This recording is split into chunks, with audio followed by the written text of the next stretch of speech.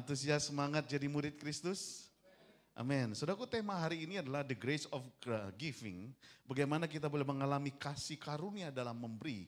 Karena kita tahu bahwa kalau memberi dari kelebihan, memberi dari yang kita punya, memberi dari yang sudah ada, itu udah biasa. Amin.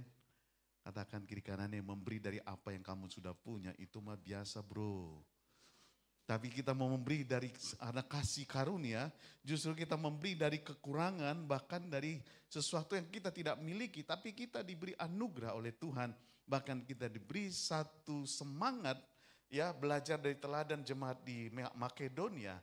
Mereka dalam segala kemiskinan, dalam segala kekurangan mereka nggak mau ketinggalan untuk menjadi orang-orang yang mau terlibat dalam memberkati pekerjaan Tuhan. Ya, saudaraku, firman Tuhan ini luar biasa mengingatkan kita bahwa di situasi hari-hari ini kan sering kita dengar ini jadi jamak lagi. Jangan berpikir kita ini sedang baik-baik saja. Ya, sering kita mendengar seperti itu.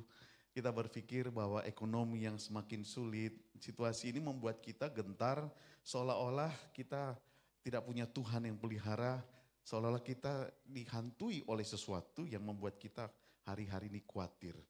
Ya, jadi hari-hari ini kita mau melihat firman Tuhan bagaimana kita menjadi orang yang tetap murah hati, memberi di tengah kesulitan, kekurangan, kita menjadi orang yang generous atau yang murah hati. Saudara, firman Tuhan katakan dalam 2 Korintus 8, saudaraku, ayat ini mengingatkan kita bahwa kita adalah umat Tuhan yang perlu belajar.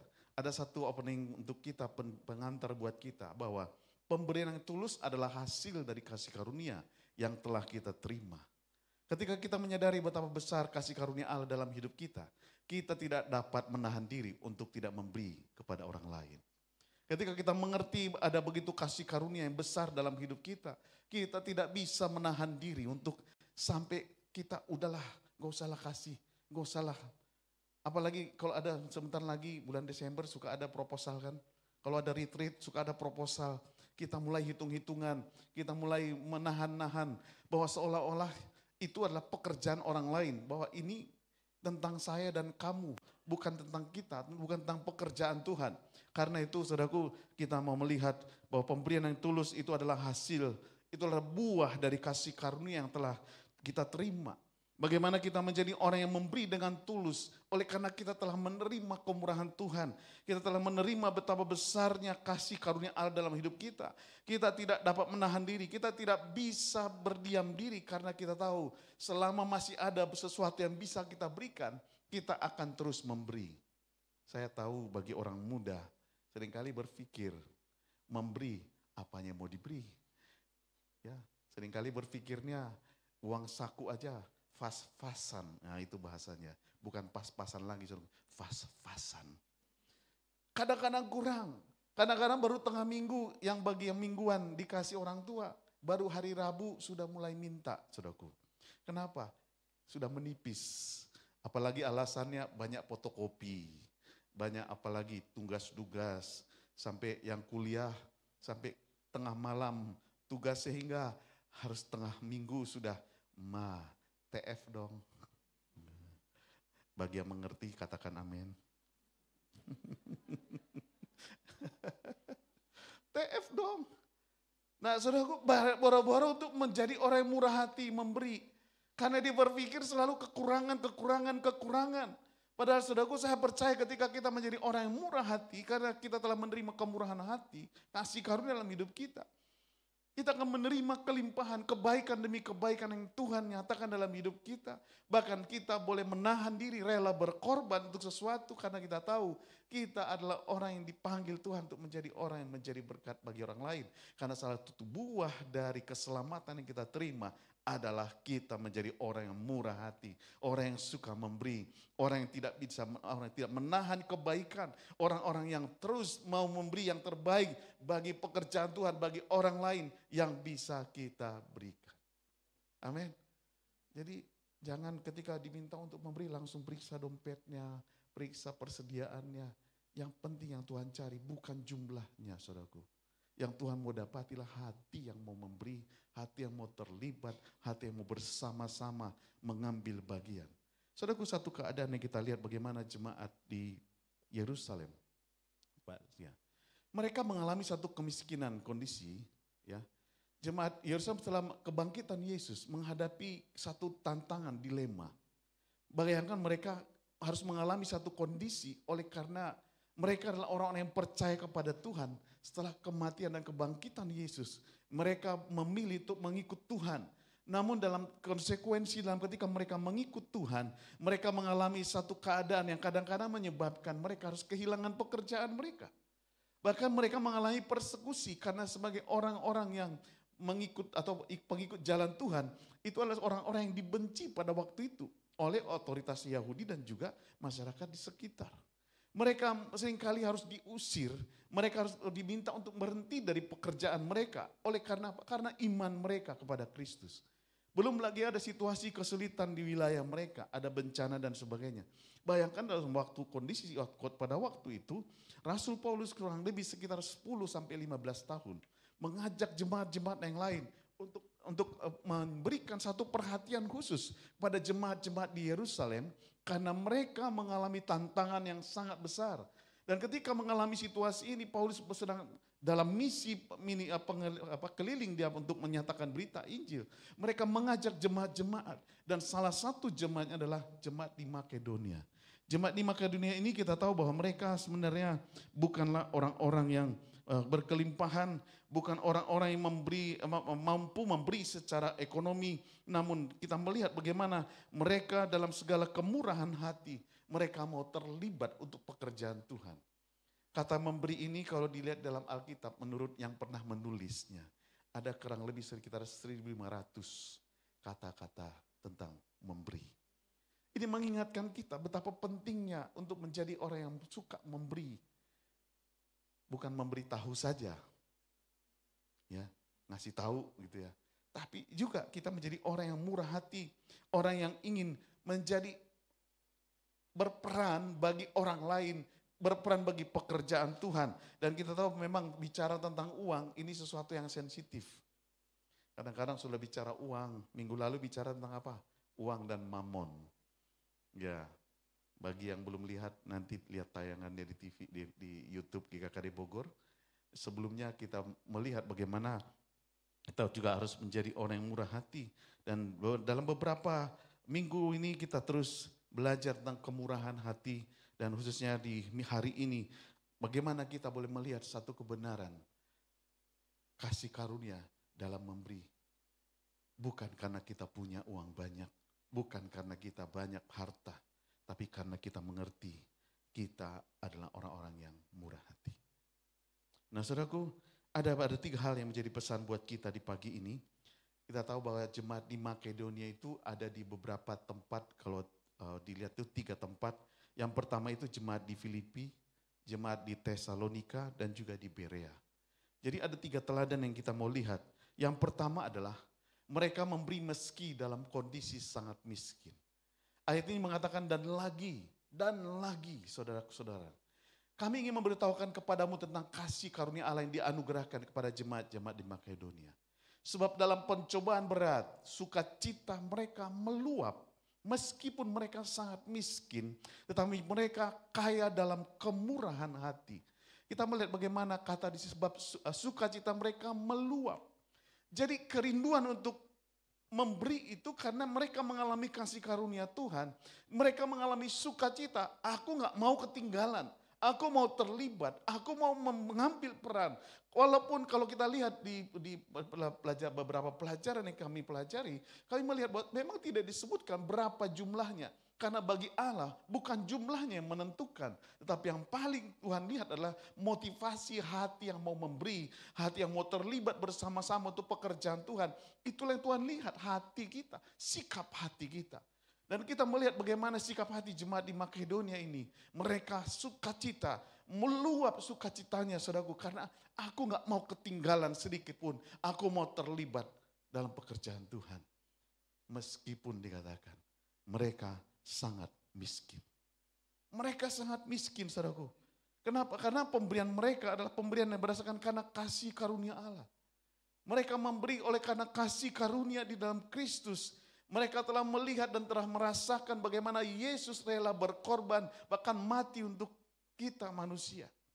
Keberanian untuk memberi mereka lakukan bukan karena nekat, tetapi karena mereka punya sikap hati yang benar. Mereka boleh melihat sudut pandang yang baru tentang uang, tentang harta. Bukan tentang kekayaannya, tetapi di dalam semua tanggung jawab, di dalam semua pemberian yang Allah berikan, di dalamnya ada tanggung jawab untuk kita bukan hanya kelola, tetapi juga untuk kita salurkan. Yang sering terjadi kan, kalau sudah masuk susah keluar. Kalau uang sudah diterima, mau keluar, kasih ini dulu. Kasih pengajuan dulu, setuju tidak setuju. Seringkali kita menjadi orang yang seringkali dianggap kikir dan pelit karena terlalu perhitungan. Karena kita berpikir, betul kita harus bertanggungjawabkan. 1 rupiah pun kita harus bertanggungjawabkan. Namun kita melihat bagaimana kasih karunia, di next slide-nya. Ya, kasih karunia ini luar biasa. Kasih karunia mendorong mereka. Ya, kasih karunia Allah mendorong tindakan mereka untuk melakukan satu tanggung jawab. Jadi tindakan mereka didorong oleh kasih karunia Allah yang telah mereka terima dari Kristus. Mereka menjadi orang yang murah hati meskipun dalam kesulitan. Sikap hati mereka terhadap uang tidak menjadi pelit ya. Tapi menjadi orang yang murah hati karena mereka tahu pemberian ini adalah karena ekspresi hati yang benar di hadapan Tuhan. Ketika mereka memberi, mereka tahu tetap semua harus dalam tanggung jawab. Ya, tanggung jawab. Membantu jemaat di Yerusalem dan sesama. Karena mereka terhubung, saudaraku, karena ada solidaritas, karena ada seperasaan, sepenanggungan. Karena tidak mau ketinggalan, saudaraku, karena ingin terlibat dengan saudara yang lain. Dan hal yang kedua, kita melihat bagaimana sebagai jemaat Tuhan, mereka juga terlibat memberi karena mereka mengerti bahwa mereka memberi dengan antusias. Ayat yang ketiga dan 4 dikatakan, aku bersaksi bahwa mereka telah memberikan menurut kemampuan mereka. Bayangkan seorang Paulus mengatakan, aku bersaksi bahwa mereka telah memberi menurut kemampuan mereka. Kira-kira menurut Bapak Ibu, uangnya besar atau kecil pemberiannya? Sangat tidak mungkin mereka memberi dalam jumlah yang besar. Tapi menurut kemampuan mereka, bahkan melampaui kemampuan mereka. Secara ekonomi harusnya mereka tidak perlu memberi lebih dari itu. Tetapi kita melihat hati mereka lah sebenarnya yang lebih besar daripada uang yang mereka berikan. Mungkin kita berpikir jangan-jangan uangnya cuma sekian. Bukan itu, saudaraku. Pemberian itu sedikit pun. Tapi ketika memberi dengan hati, memberi dengan sukacita, itu adalah satu pemberian yang sangat-sangat besar di mata Tuhan. Jadi makanya dikatakan melampaui kemampuan mereka. Dengan kerelaan sendiri mereka meminta, mendesak kami. Supaya mereka juga beroleh kasih karunia untuk mengambil bagian dalam pelayanan kepada orang-orang kudus. Saudaraku, kadang-kadang kalau proposal kita nggak terima, seringkali bersyukur ya. Bersyukur gak? Syukur gua gak dimintain. Ya, bilang kira kanannya, kau kayak gitu enggak? Hari ini bertobat, saudaraku. Kenapa? Belajar dari jemaat Makedonia ini, saudaraku. Mereka bahkan meminta, mendesak kami. Supaya mereka juga beroleh kasih karunia untuk mengambil bagian, saudaraku. Jadi saudaraku, kalau nggak diajak untuk terlibat dalam proyek pekerjaan Tuhan, jangan senang. Amin. Jangan senang bahwa uangmu nggak keluar. Itu tanda kita tidak hidup dalam kebenaran firman Tuhan. Itu tanda bahwa kita sedang tidak mau terlibat bersama-sama, bahkan kita tidak mengalami kasih karunia itu, saudaraku. Makanya hari ini kita diingatkan bahwa ada pengalaman iman yang membuat mereka, orang-orang di jemaat Makedonia ini, mereka tahu apa itu namanya kesulitan. Mereka tahu apa namanya itu kekurangan. Mereka tahu, namun mereka tidak mau ketinggalan dalam hal untuk memberi. Walaupun sulit, hati mereka tetap ingin memberi. Karena berapa? Kenapa saudaraku? Karena mereka punya iman. Karena mereka punya iman, Allahku akan mencukupkan segala kebutuhanku menurut kekayaan dan kemurahannya. Allah yang memelihara hidup kita, saudaraku. Allah yang mencukupkan segala sesuatu dalam hidup kita. Dan saudaraku, kalau jujur kalau kita tanya kepada orang-orang tua, senior-senior kita dalam jemaat maupun di rumah kita. Mereka bisa cerita tentang perjalanan iman. Ketika anak butuh uang, seringkali belum tersedia. Namun selalu Tuhan sediakan tepat pada waktunya. Tuhan itu tidak pernah ingkar janji.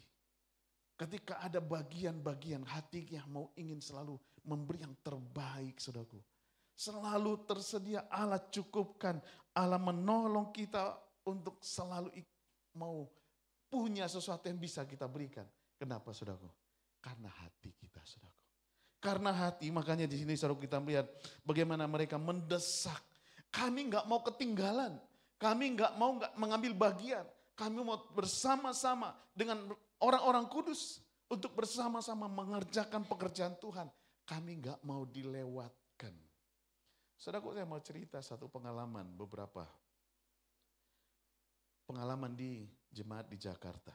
Saya kasih tahu GKK di Jakarta. Mereka untuk membeli tempat yang sekarang itu kurang lebih 35 M. Mungkin kalau kurang pas, mungkin orang Jakarta boleh kasih pasukan. 35 M mereka membeli. Mungkin ada yang berpikir bahwa itu kan lebih baik dipakai untuk mungkin bangun gereja, itu udah berapa puluh gereja bisa. Mungkin ada yang berpikir bahwa itu sayang tangan, itu bisa untuk pekerjaan misi, berapa banyak ladang misi yang bisa dikerjakan. Namun ada hal yang menarik luar biasa.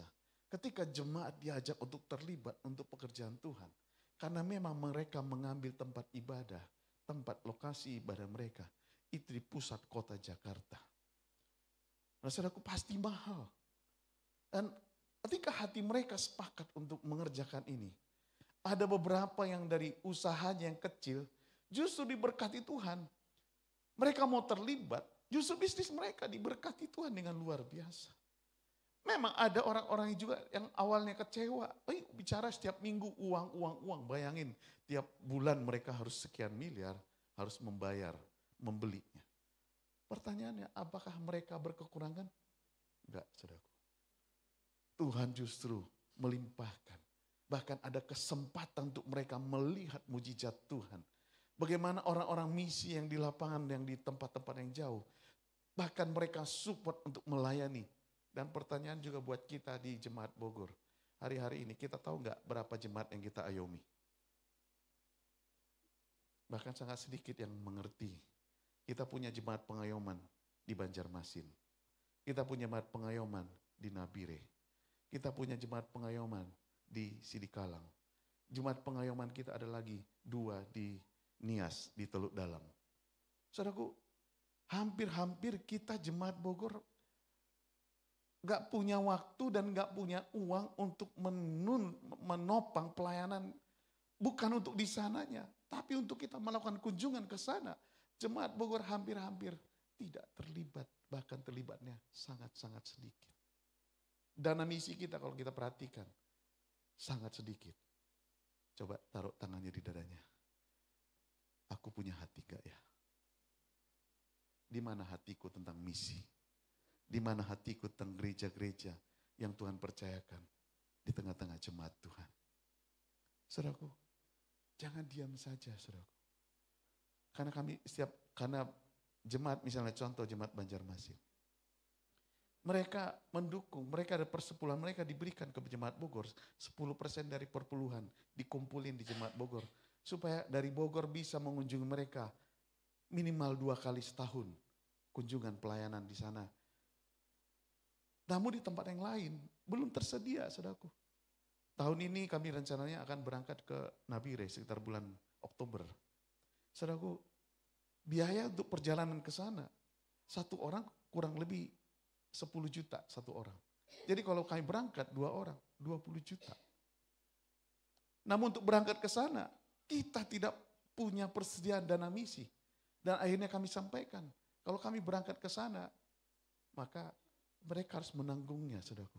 Dan mereka katakan, kami siap Bang. Kami siap membiayai perjalanan untuk kami boleh dikunjungi, untuk dilayani retreat dan juga pemulihan keluarga di Nabire. Mereka siap kan, saudaraku. Nah, pertanyaannya adalah di mana hati kita, saudaraku? Adakah kita melihat bahwa di sana ada begitu banyak jiwa-jiwa yang perlu diselamatkan. Keluarga-keluarga kalau mendengar kisah keluarga di sana. Mengerikan dan juga membuat kita punya belas kasihan, saudaraku, melihatnya. Tuhan, kenapa Tuhan? Ada banyak keluarga-keluarga yang akan perlu dilayani di sana. Namun pertanyaan buat kita hari ini, adakah kita masih antusias ikut terlibat dalam pekerjaan misi? Atau kita lebih banyak, udahlah fokus ke dalam, pemulihan di dalam, pembenahan di dalam. Saya mau kasih tahu saudaraku, terlalu fokus ke dalam, itu membuat kita seperti gudang garam, saudaraku. Kalau garamnya udah kebanyakan, apa yang terjadi? Darah tinggi, konflik. Ya, kita hanya fokus kepada diri kita, padahal Tuhan memanggil kita. Gereja adalah tempat untuk melatih orang-orang untuk diutus untuk pekerjaan misi. Namun yang terjadi hari-hari ini kita bahkan sangat minim dalam misi. Sangat minim dalam antusiasan untuk memberi. Makanya hari ini saudaraku ketika menerima amplop persembahan, saya mau nantang saudara, saya mau ajak saudara terlibat pekerjaan misi. Jangan hanya persembahan yang rutin yang kita beri. Sekali lagi ini bicara hati, saudaraku. Hati yang ingin antusias terlibat untuk pekerjaan misi. Amin, saudaraku. Mau menuliskan nanti untuk pekerjaan misi? Jangan terlalu sedikit, tapi berikan dengan iman. Berikan dengan iman. Karena jemaat di Makedonia ini mereka mengatakan mereka antusias. Kami gak mau ketinggalan.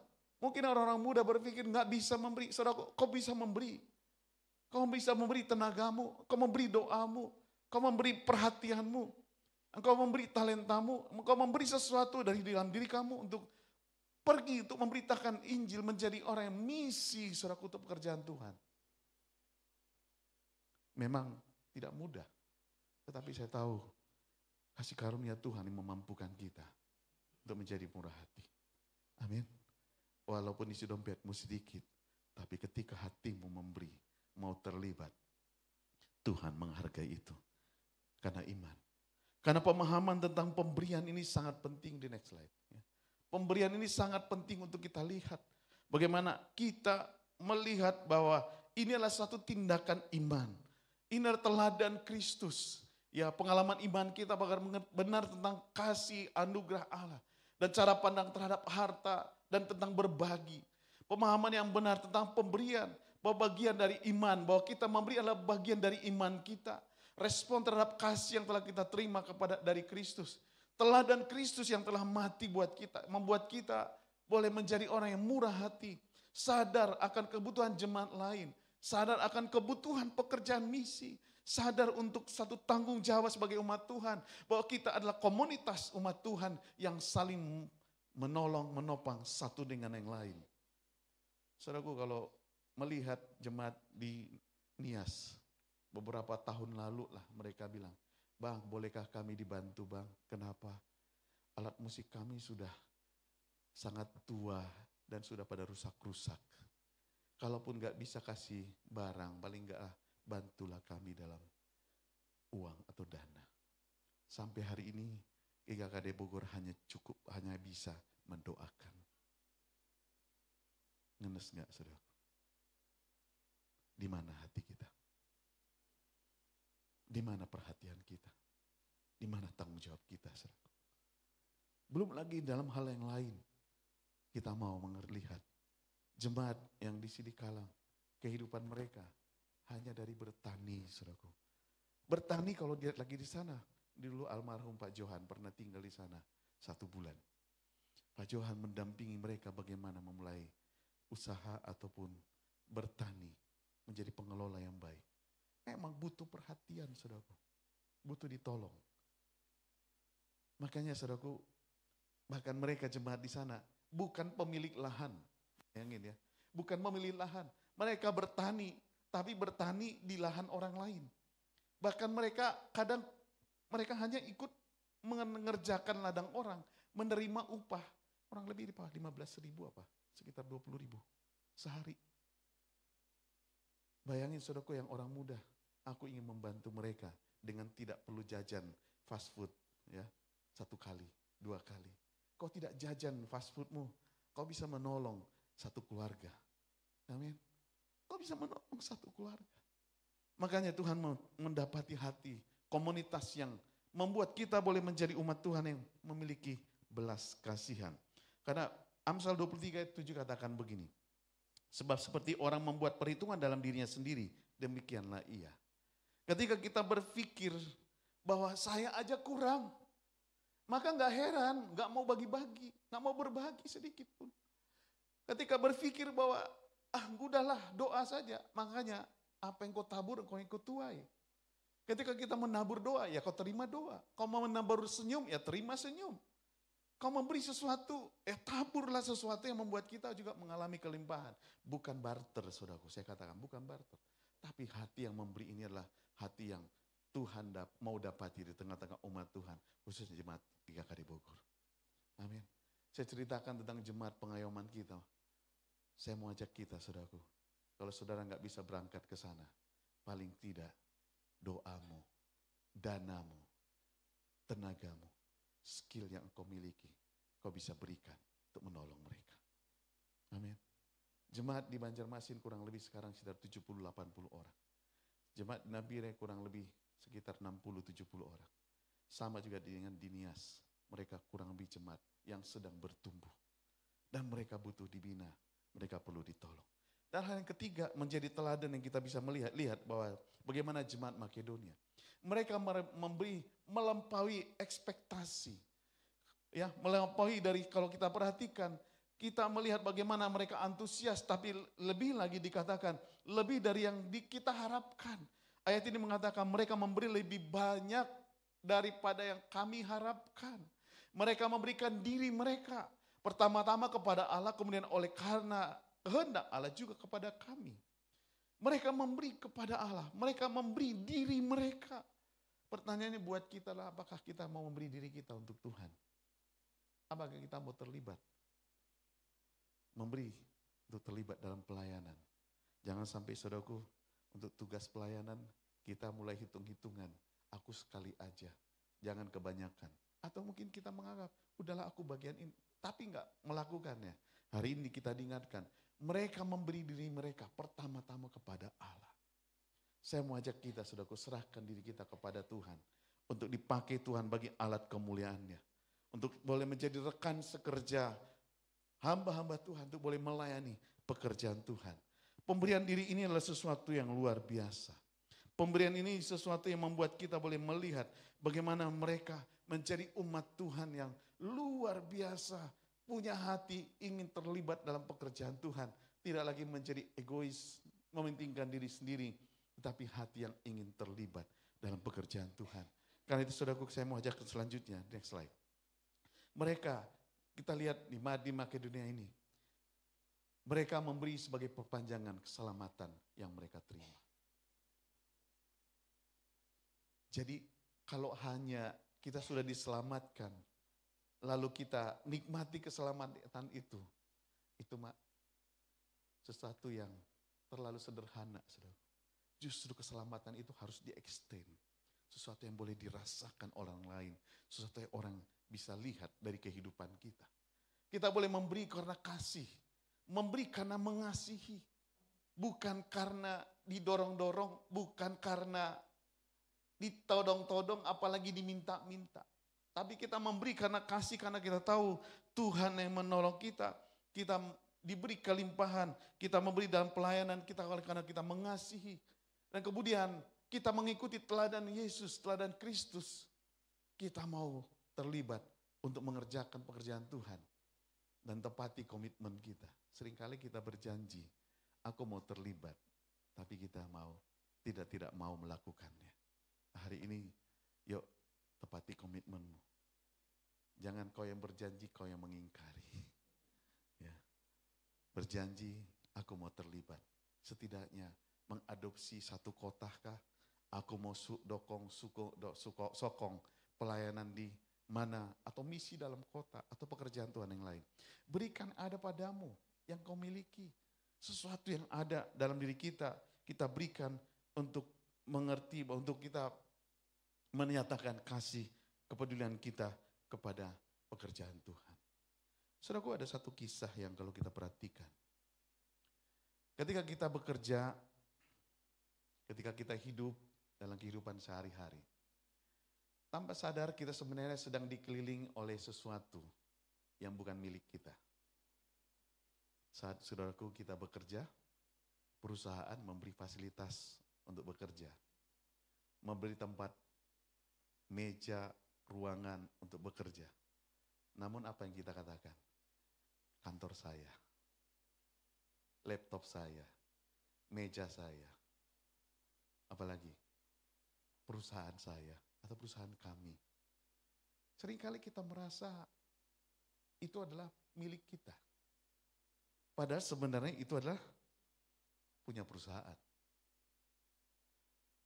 Demikian juga sebenarnya dalam kehidupan kita, tanpa kita sadari, semua barang yang kita miliki, mobilku, rumahku, apalagi uangku, hartaku, nyawaku.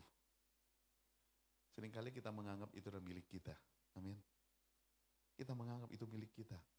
Padahal itu adalah titipan, pinjaman. Itu karena kemurahan Tuhan. Makanya Mazmur katakan ayat 89 ayat 12, punyamulah langit, punyamulah juga bumi.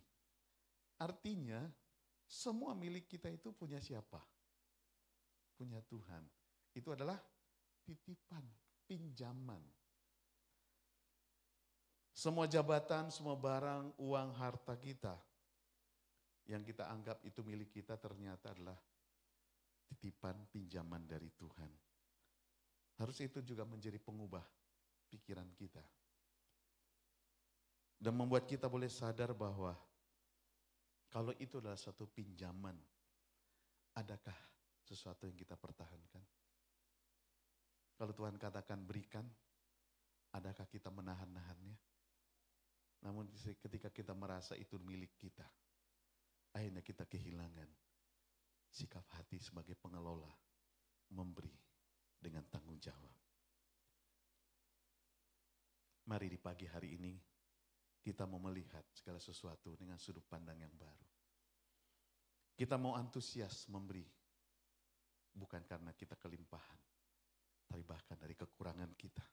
Kita ingin memberi, karena semua yang Tuhan percayakan dalam hidup kita, itu adalah pinjaman, titipan, yang kita harus kelola untuk kita berikan kepada Tuhan. Di next slide. Ayat firman Tuhan katakan, hendaklah masing-masing memberi menurut kerelaan hatinya, jangan dengan sedih hati atau karena paksaan. Sebab Allah mengasihi orang yang memberi dengan sukacita. Allah mengasihi orang yang memberi dengan sukacita. Tapi kalau kita berpikir kita memberi karena keterpaksa, tanpa ada kerelaan, tanpa memiliki pemahaman, kesadaran bahwa semua sebenarnya milik Tuhan. Bahwa Tuhan, apa yang Tuhan percayakan sesuatu yang perlu kita kelola dan pertanggungjawabkan. Maka kita tidak perlu menahan-nahan kebaikan. Apa yang menjadi milik Tuhan, berikan untuk Tuhan. Masih ingat prinsip memberinya? Masih ingat gak? Hiduplah dengan 10, 10, 70, 10. Mungkin bisa disesuaikan. Pertama hidup memberi. 1/10-nya persepuluhan dulu di depan. Lalu 10%-nya untuk ditabung. Hiduplah dengan 70% penghasilanmu dan 10%-nya untuk kemurahan hati, untuk dana pelayanan, mau dana kegiatan, membantu orang lain. Ingat 10, 10, 70, 10. Mungkin ada yang bilang begini, 70% mana cukup bang? Ya 70% ketika gajinya UMR cukup tuh. Tapi kalau gajinya sudah 2 kali lipat dari UMR malah gak cukup. Pertanyaannya kenapa jadi gak cukup? Yang berubah siapa sebenarnya? Gaya hidupnya berubah, sikap hatinya terhadap uang berubah. Cara dia menghargai kehidupan berubah. Yang tadinya mereknya cukup, yang penting ada mereknya. Sekarang berubah, harus mereknya yang jelas. Yang branded, ya semua memang ada mereknya. Tapi yang mereknya agak mahal. Berubah, saudaraku. Karena itu kita mau, saudaraku, sebagai umat Tuhan. Di next slide. Ya. Kita mau mengalami satu kehidupan yang baru. Bahwa kasih karunia mengubah cara kita melihat pemberian. Ketika kita memberi, kita tidak hanya memberikan harta, tapi juga memberikan bagian dari diri kita. Bagian yang telah dipenuhi dengan kasih karunia Allah. Ini adalah seorang ditulis oleh seorang Max Lucado. Seorang hamba Tuhan. Saudaraku, bahwa kasih karunia mengubah cara kita melihat pemberian. Itu bukan tentang sesuatu yang mengurangi dalam hidup kita. Itu adalah bicara tentang sesuatu yang kita harus salurkan untuk orang lain. Untuk pekerjaan Tuhan. Ketika kita memberi, kita tidak hanya memberi harta, tapi juga memberikan bagian dari diri kita. Rela berkorban. Bagian telah dipenuhi dengan kasih karunia. Yaitu seluruh hidup kita yang dipenuhi dengan kasih karunia. Itulah membuat kita boleh menjadi orang yang murah hati. Tapi kalau hati kita masih selalu terikat dengan uang, terikat dengan harta, terikat dengan jabatan, terikat dengan status, terikat dengan merek tertentu. Jangan heran kita menjadi orang yang hitung-hitungan, menjadi orang yang tidak murah hati, menjadi orang yang pelit dan kikir, tidak mau terlibat dalam pekerjaan Tuhan. Bahkan bersyukur kalau nggak diajak terlibat dalam pekerjaan Tuhan. Itulah satu tanda engkau belum mengalami namanya kasih karunia Tuhan. Nah, di pagi ini saudaraku, adakah sudah mengalami kasih karunia Tuhan dalam memberi? Mari ambil komitmen saudaraku. Karena sukacita memberi, ya itulah kasih karunia. Bukan karena kelebihanmu, tapi karena kita mengerti kita adalah orang-orang yang telah ditebus dengan darah Yesus. Dan pertanyaan buat kita adalah, adakah kita memberi seperti yang dilakukan oleh orang-orang Makedonia? Apakah kita saat ini telah menjadi orang yang memberi meskipun dalam keadaan yang sangat kekurangan? Adakah kita masih memberi dengan antusias? Adakah kita memberi melampaui harapan atau ekspektasi? Apakah kita masih memberi dengan prinsip-prinsip seperti yang diajarkan oleh Paulus? Atau motivasi kita tentang uang sudah berubah? Atau kita berpikir bahwa teladan Yesus itu hanya cerita-cerita biasa yang seharusnya kita ikuti sebagai murid Kristus.